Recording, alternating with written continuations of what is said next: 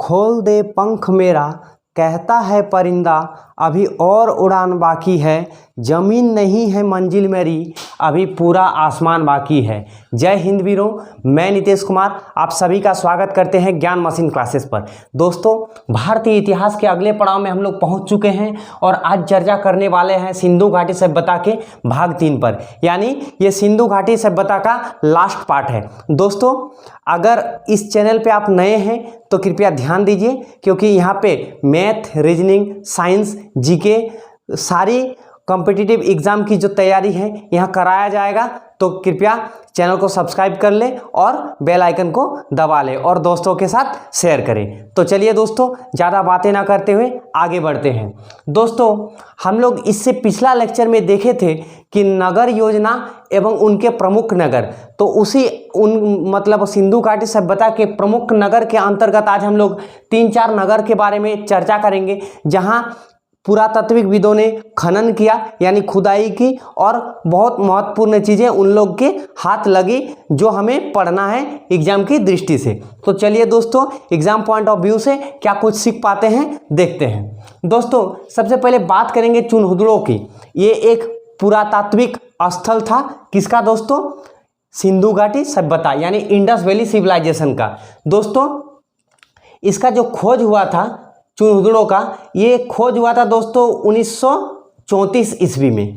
कब हुआ था दोस्तों? ये एग्जाम में पूछा जाता है कि किस पुरातात्विक स्थल का खोज कब हुआ था। तो याद रखिएगा, चुनहुदड़ों जो पुरातात्विक स्थल है इसका खोज हुआ था दोस्तों 1934 ईस्वी में। और खोजकर्ता कौन थे? एन गोपाल मजूमदार। कौन थे दोस्तों? एन गोपाल मजूमदार इसके खोजकर्ता थे। किनके?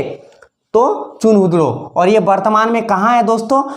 पाकिस्तान के सिंध प्रांत में अभी वर्तमान में स्थित है। पहले भारत ही था दोस्तों, आप सभी को याद होगा 1947 में भारत अलग हुआ, मतलब पाकिस्तान अलग हुआ था भारत से। सॉरी, भारत नहीं, भारत का ही तो टुकड़ा हुआ है पाकिस्तान, वो तो अभी बच्चा है, नालायक। चलो दोस्तों, एकमात्र स्थल ये चुनहुदड़ों एकमात्र स्थल है जहाँ पे वक्राकार ईंटें मिला है। कैसा ईंट मिला था दोस्तों? वक्राकार ईंट मिला था। ऐसे तो हम लोग नॉर्मली देखते हैं ईंट का मतलब रूपरेखा संरचना किस प्रकार का होता है, आपका आयताकार होता है, लेकिन यहाँ पे कैसा ईंट मिला था दोस्तों? चुनहुदड़ों में वक्राकार ईंट मिला था। दोस्तों, एग्जाम में पूछा गया है कि वक्राकार ईंट का साक्ष्य कहाँ मिला है, तो याद रखिएगा दोस्तों चुनहुदड़ों में मिला है। दोस्तों, यहाँ पे याद रखना और एक जरूरी बात है कि लिपस्टिक का साक्ष्य। दोस्तों, आप सोच सकते हैं कि किस प्रकार इतने साल पहले यानी आपका 1750 से लेकर 2500 ईसा पूर्व के बीच का ये जो घटना है, और वहाँ पे भी हमको लिपस्टिक का साक्ष्य मिलता है, जो कि कहाँ से मिलता है दोस्तों? चुनहुदड़ों। मतलब वहाँ की भी महिला हो या पुरुष हो, क्या पता कौन लगाते थे लिपस्टिक, लेकिन यहाँ पे लिपस्टिक का साक्ष्य मिलता है। कहाँ मिलता है दोस्तों? चुनहुदड़ों में। तो दोस्तों, ये चुनहुदड़ों का जितना इंपॉर्टेंट पॉइंट था हमने डिस्कस कर दिया है। चलिए दोस्तों, अब आ जाते हैं हम लोग लोथल, जो कि वर्तमान में कहाँ है दोस्तों? गुजरात में। गुजरात का एक शहर था लोथल। खासकर दोस्तों, इनका जो खोज हुआ था, इनका खोज 1955 ईस्वी में हुआ था और डॉक्टर SR राव ने किया था। किसने किया था? 1955 में डॉक्टर SR राव ने किसका खोज किया था दोस्तों? लोथल, जो कि वर्तमान में कहाँ है? गुजरात में। दोस्तों, एक चीज याद रखिएगा, ये लोथल उस समय के एक बंदरगाह वाले नगर के रूप में विख्यात थे। दोस्तों, यह स्थल प्रमुख बंदरगाह था। क्या था? प्रमुख बंदरगाह। लोथल को एक ही प्राचीर में घेरा। दोस्तों, कल भी हमने बताया था कि जो सिंधु घाटी सभ्यता का जो मतलब नगर योजना है, वह मेनली नगर को 2 भागों में बांटा गया था। एक बड़ा दुर्ग जहां शासक वर्ग रहते थे, और एक निचला दुर्ग जहां आपका शिल्पकार, किसान, श्रमिक आदि ये सब रहते थे। लेकिन दोस्तों, अपवाद में हम कल ही बता दिया था कि लोथल जो है, लोथल सिर्फ एक ही जगह पर यानी एक ही प्राचीर में घिरा हुआ था, इसका कोई भाग नहीं था। चलिए दोस्तों, याद करते हैं, लोथल से मिला था तांबे का कुत्ता। क्या मिला था दोस्तों? लोथल से तांबे का कुत्ता मिला था। दोस्तों, चलिए अब बात करते हैं, हम लोग कुछ बात करेंगे राखी गढ़ी की।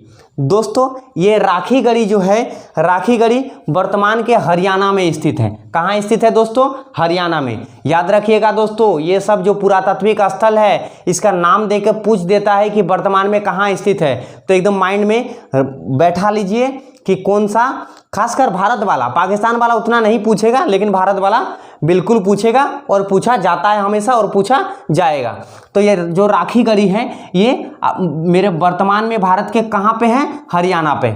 दोस्तों यहाँ पे अन्नागार एवं रक्षा प्राचीर के साक्ष्य मिले हैं। रक्षा प्राचीर कल ही बताए थे दोस्तों, रक्षा प्राचीर दो दुश्मनों से या फिर कोई जानवर उनवर से मतलब सुरक्षा के लिए इन लोग रक्षा प्राचीर का घेराव करते थे।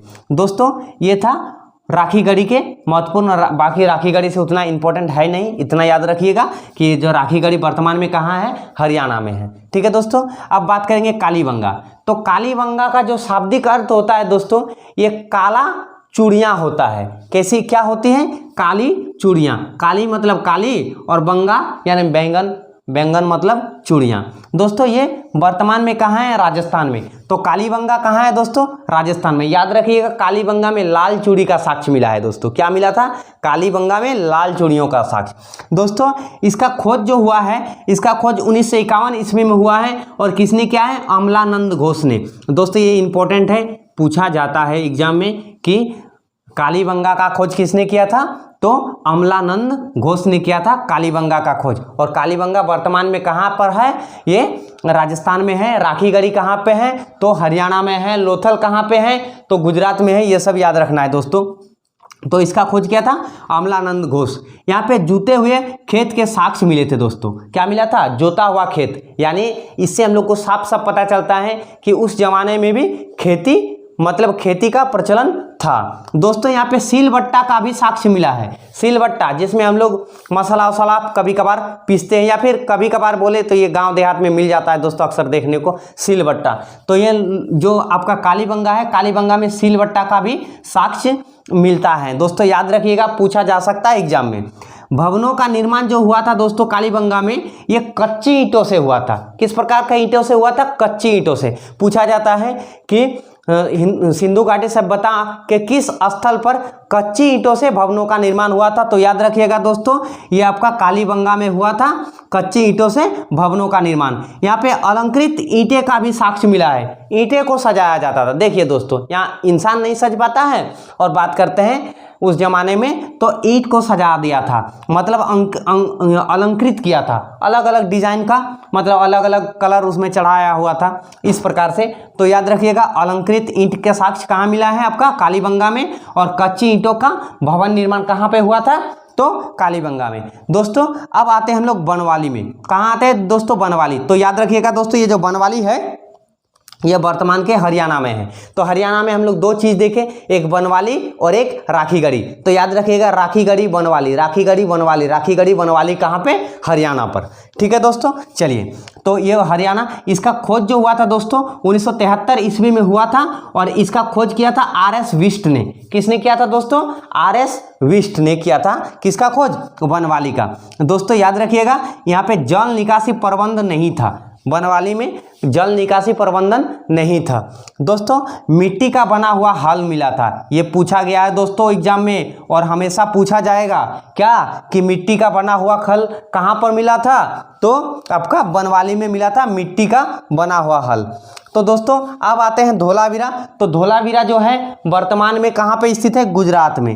कहाँ पे स्थित है दोस्तों धोलावीरा? गुजरात में। और इसका खोज हुआ था 1967 ईस्वी में और खोज किया था JP जोशी। ये बहुत इंपॉर्टेंट है कि धोलावीरा का खोज किसने किया था? तो याद रखिएगा JP जोशी ने किया था, 1967 ईस्वी में किया था। नगर ये 3 भागों में विभक्त था। दोस्तों मैंने बताया था कि अक्सर नगर 2 भागों में विभक्त था। जितने भी पुरातात्विक स्थल मिले हैं सिंधु घाटी सभ्यता के अंतर्गत, इसमें नगर 2 यानी बड़ा दुर्ग और निचला, यानी जहाँ पे बड़ा दुर्ग शासक वर्ग रहते थे और निचला जहाँ पे श्रमिक लोग रहते थे। लेकिन यहाँ पे जो है आपका धोलावीरा में ये नगर को 3 भागों में विभक्त किया गया था। कैसा? एक था निचला, एक था बड़ा दुर्ग और एक था मध्यम दुर्ग। तो दोस्तों याद रखिएगा धोलावीरा में एकमात्र खेल का मैदान, यहाँ पे पता चलता है कि उस समय भी खेल का जो आयोजन होता था और धोलावीरा में एकमात्र खेल का मैदान था। तो दोस्तों ये था जितना भी इम्पोर्टेंट पॉइंट था एग्जाम पॉइंट ऑफ व्यू से मैंने करा दिया है। अगर वीडियो अच्छा लगा तो लाइक कीजिएगा, शेयर कीजिएगा, सब्सक्राइब कीजिएगा और हमें प्यार दीजिएगा। जय हिंद, जय भारत, बाय, टेक केयर।